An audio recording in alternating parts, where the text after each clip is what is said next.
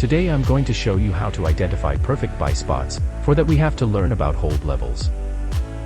Hold levels are simply those levels that hold the price, and we only enter in a trade on hold levels. There are few rules to identify a hold level. Rule number 1, mark the wick or body of a distribution candle. Rule 2, always work from highest time frame down. And rule number 3, only buy the untested hold level once. Now let's test this strategy. First we will find the untested hold level on the highest time frame. We already marked the wick and body of our weekly hold level. Now we will go to our next time frame and we'll mark the wick and body of our daily hold level. Then we'll set our buy order on daily hold level and wait for our order to get filled.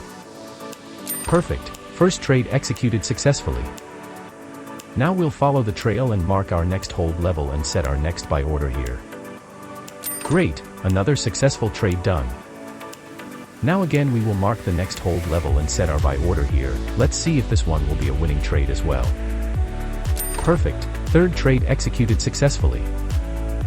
This is how you identify perfect hold levels and buy them with laser accuracy. Hope this strategy will be helpful for you. Subscribe to our channel and thank you for watching.